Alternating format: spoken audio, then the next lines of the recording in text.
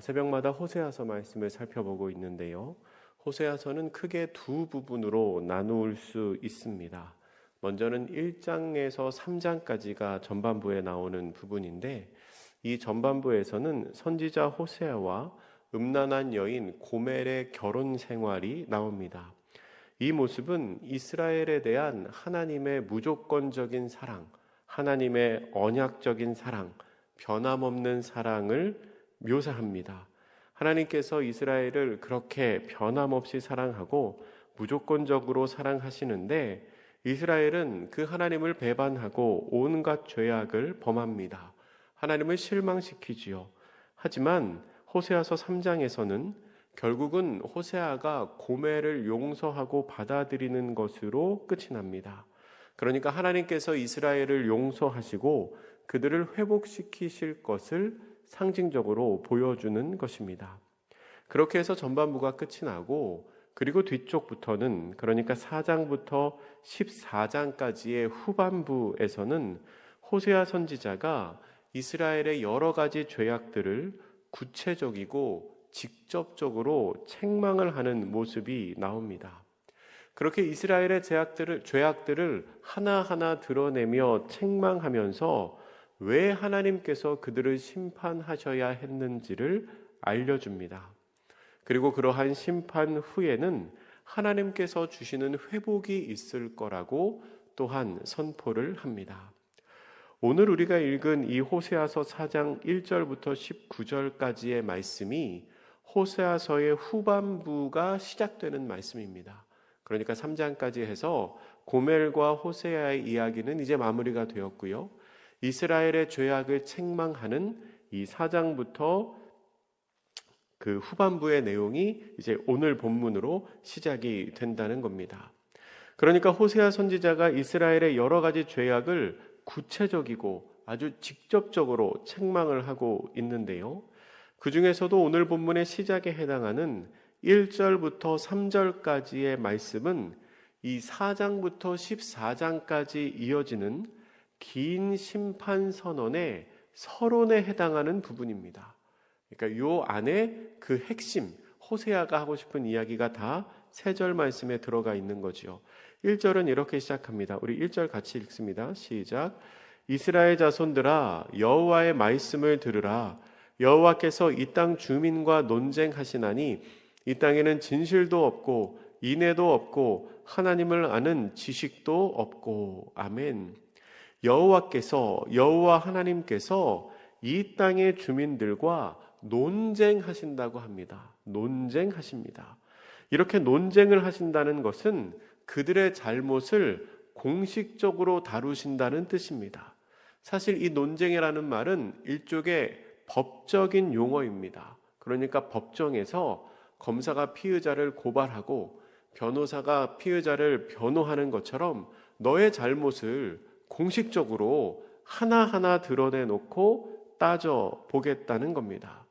그러니까 하나님께서 그 백성을 심판하시기 전에 그들의 잘못을 낱낱이 드러내며 그들을 책망하신다, 혹은 그들의 잘못을 지적하고 알게 하신다는 겁니다. 가장 근본적인 이스라엘의 잘못이 1절의 하반절에 나오는데요. 이 땅에는 진실도 없고 인애도 없고 하나님을 아는 지식도 없다라고 말합니다. 이스라엘에게는 진실과 인애와 하나님을 아는 지식이 없습니다. 진실이라는 것은 말과 행동에서의 일관성이나 신실성을 말합니다. 그러니까 이스라엘은 그런 진실함이 없다는 겁니다. 계속 거짓말하고 계속 거짓된 행위를 합니다.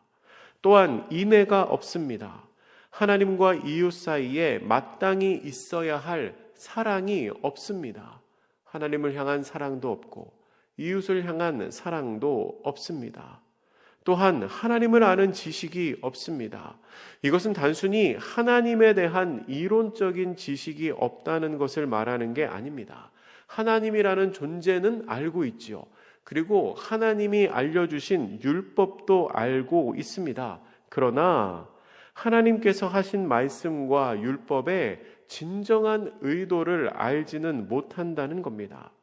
그리고 신앙과 삶에서 어떻게 하면 하나님께서 기뻐하시는 모습으로 살아갈까 하는 마음과 생각이 없다는 겁니다. 한마디로 말해서 이 세 가지를 다 합쳐서 이스라엘에게는 하나님께서 좋아하실 만한 모습이 전혀 없습니다. 정직하지도 않고 사랑도 없고 하나님의 뜻을 알고 실천하고자 하는 마음도 없습니다. 그러면 이렇게 하나님께서 좋아하실 만한 모습이 하나도 없는 이스라엘은 과연 무엇을 가지고 있을까요? 과연 그들의 모습은 어떨까요? 2절은 그들이 무엇을 가지고 있는지를 알려줍니다. 2절 같이 읽습니다. 시작. 오직 저주와 속임과 살인과 도둑질과 가는 뿐이요 포악하여 피가 피를 뒤이음이라. 이스라엘에겐 무엇이 있습니까? 그들에게는 저주와 속임과 살인, 도둑질, 간음, 포악이 있습니다. 그러니까 하나님께서 부르셔서 하나님의 백성으로 삼으신 그들에게 진실과 인애는 없고 그러한 악한 것들이 자리 잡고 있다는 겁니다. 3절은 그러한 죄악의 결과를 말해주는데요. 이렇게 기록합니다. 그러므로 이 땅이 슬퍼하며 거기 사는 자들과 들짐승과 공중에 나는 새가 다 쇠잔할 것이요 바다의 고기도 없어지리라. 진실과 인애가 없고 악한 것들만 가득한 그곳, 그 땅은 결국은 어떻게 되느냐? 사람도 살지 못하고 짐승도 바다의 고기도 살지 못하는 장소가 되어버린다는 겁니다. 그러면 어쩌다가 이렇게까지 되었을까요? 어쩌다가 이렇게 하나님이 기뻐하시는 모습은 하나도 없고 하나님이 미워하시는 죄악만 가득하게 되었을까요? 이러한 상황의 1차적인 책임은 지도자들에게 있습니다. 오늘 본문의 4절 이하에는요, 이스라엘의 제사장들을 고발하는 내용이 나오는데요. 우리가 6절 말씀을 통해서 이게 지도자들을 향한 하나님의 지적이라는 것을 알 수 있습니다. 우리 6절을 같이 읽습니다. 시작. 내 백성이 지식이 없음으로 망하는도다. 내가 지식을 버렸으니 나도 너를 버려 내 제사장이 되지 못하게 할 것이요 내가 내 하나님의 율법을 잊었으니 나도 내 자녀들을 잊어버리리라. 아멘. 하나님께서 뭐라고 말씀하십니까? 나도 너를 버려 내 제사장이 되지 못하게 할 것이다 라고 말합니다. 그러니까 지금 이 말이 향하고 있는 사람, 이 말을 듣고 있는 사람이 바로 제사장이라는 겁니다. 제사장을 책망하고 계시는 거죠. 그런데 무엇을 책망하십니까? 내 백성이 하나님을 아는 지식이 없어서 망한다는 겁니다. 그러니까 제사장들이 올바로 가르쳤어야 하는데 제사장들이 지식을 버리고 하나님의 율법을 잃으니 사람들을 제대로 가르치지 못했고 결국은 하나님을 아는 지식이 없어서 모두가 망해간다는 거지요. 그러한 제사장들의 영적인 무지가 백성들을 멸망의 길로 이끌고 있다는 겁니다. 하나님을 아는 지식이 없는 지도자가 백성들을 인도하기 때문에 부흥하는 것이 오히려 불행입니다. 발전하는 게 오히려 불행한 일입니다. 7절이 이렇게 기록하죠. 그들은 번성할수록 내게 범죄하니 내가 그들의 영화를 변하여 욕이 되게 하리라. 얼마나 슬픈 일입니까? 번성할수록, 부흥하고 번성이 얼마나 좋은 말입니까? 근데 번성할수록 순종하는 사람이 많아지는 게 아니라 불순종하는 사람이 많아집니다. 너무나 불행한 일이지요. 그런데 이러한 상황이 되니 악을 탐하는 사람들은 오히려 기뻐합니다. 불순종하는 사람들이 많아지고 죄를 짓는 사람들이 많아지니까 악을 탐하는 사람들은 기뻐해요. 이 타락한 제사장들은 제사의 재물을 탐하고 오히려 백성들이 죄를 더 짓기를 원하고 있습니다. 8절이 이렇게 기록하죠. 그들이 내 백성의 속죄 재물을 먹고 그 마음을 그들의 죄악에 두는도다. 왜 그렇습니까? 백성들이 죄악에 빠져 있어야 더 많이 속죄제를 드리고 자기가 빼앗아 먹을 게 더 많다는 겁니다. 마땅히 하나님께 돌려드려야 될 걸 제사장이 빼앗아 먹는 거지요. 그리고 그냥 그 마음을 죄악된 상태로 내버려 둡니다. 그냥 그렇게 내버려 둬요. 그런데 여러분, 제사장들에게만 잘못이 있는 게 아닙니다. 하나님께서는요, 결국은 다 똑같다라고 말씀합니다. 결국은 다 똑같다. 우리 9절과 10절 말씀 같이 읽겠습니다. 9절 10절 시작. 장차는 백성이나 제사장이나 동일함이라. 내가 그들의 행실대로 벌하며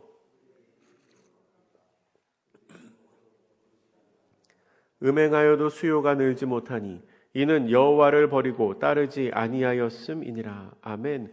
백성이나 제사장이나 똑같이 죄악에 빠져 있습니다. 하나님께서는요, 그들이 범한 그 죄악대로 그들에게 갚으실 것입니다. 하나님이 허락하시는 가장 무서운 심판은 그냥 내버려 두는 겁니다. 그냥 내버려 두는 것. 다르게 말하면 은혜를 거두어 가시는 겁니다. 지금까지 은혜로 그들을 지키셨는데 그냥 내버려 두고 은혜를 거두어 가십니다. 하나님이 은혜를 거두어 가시면 어떻게 됩니까? 당연하다고 생각했던 일상이 사라집니다. 그래서 먹어도 배부르지 않습니다. 먹으면 배부른 게 당연한 것 같죠? 아니요, 그것도 하나님의 은혜입니다. 먹어서 소화 못 시키면 배부르지 않죠. 근데 하나님이 은혜를 거두어 가시니 먹어도 배가 부르지 않습니다. 성적인 행위를 아무리 많이 해도 임신하지 못하고 출산하지 못합니다. 사실 그러한 것들 하나하나가 다 하나님의 은혜였는데 하나님이 이제 그것을 거두어 가시겠다는 겁니다. 본문 11절 이하에서는 이스라엘의 우상 숭배를 고발합니다. 11절과 12절 우리 같이 읽습니다. 시작. 음행과 묵은 포도주와 새 포도주가 마음을 빼앗느니라. 내 백성이 나무에게 묻고 그 막대기는 그들에게 고하나니 이는 그들이 음란한 마음에 미혹되어 하나님을 버리고 음행하였음이니라. 아멘. 얼마나 어리석습니까?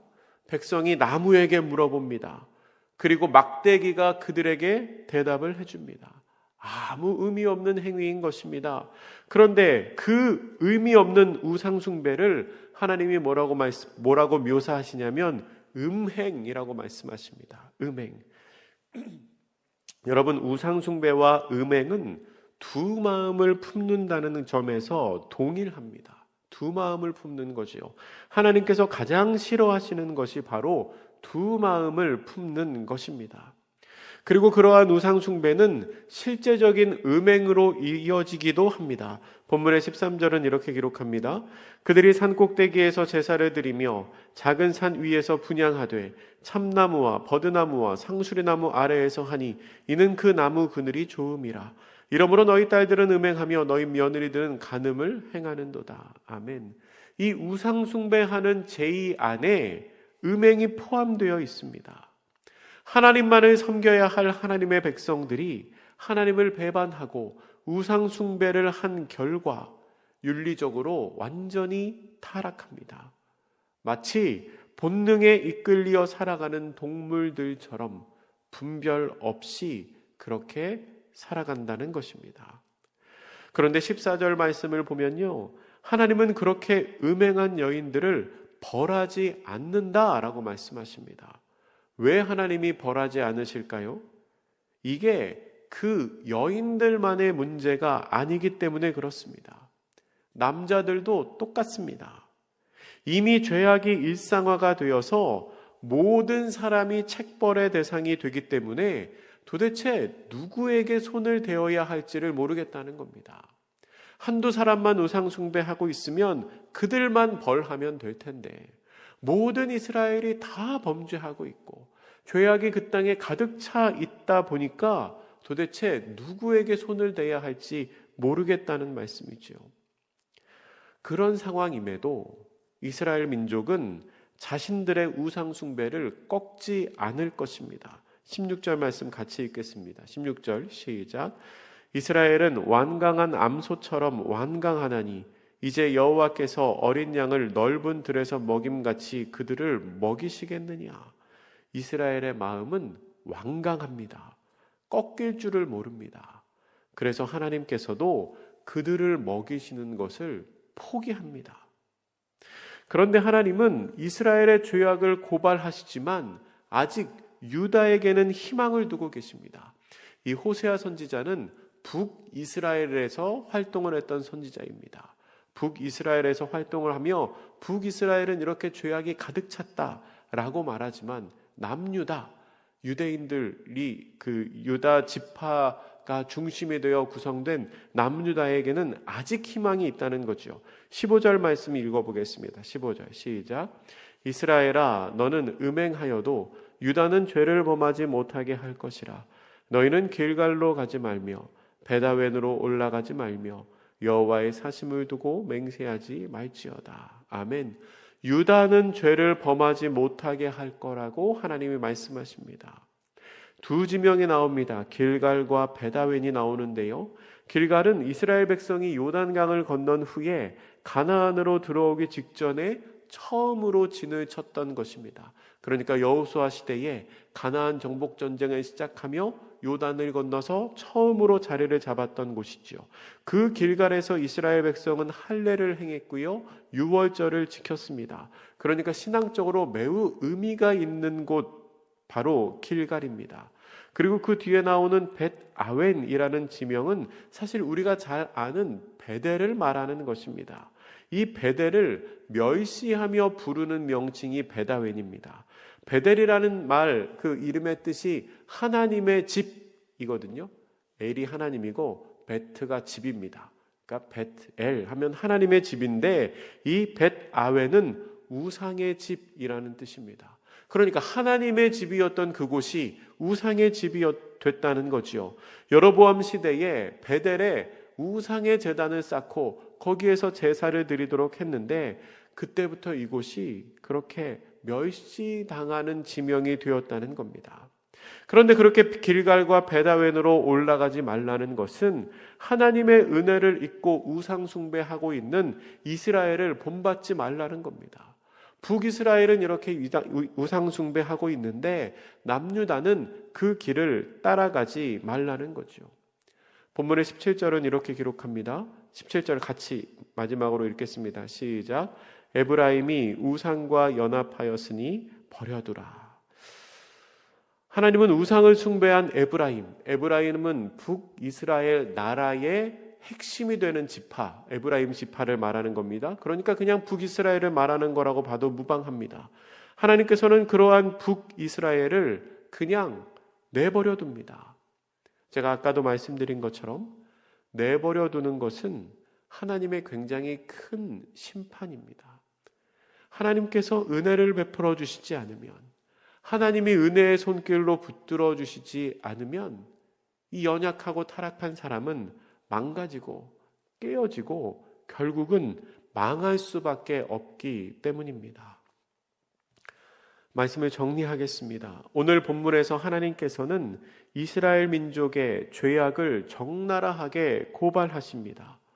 종교 지도자부터 일반 백성까지, 그리고 종교 생활부터 일상 생활까지 이스라엘에게는 정상적이고 거룩한 것이 하나도 없었습니다. 1절과 2절에 나오는 하나님의 탄식은 빈말이 아닙니다.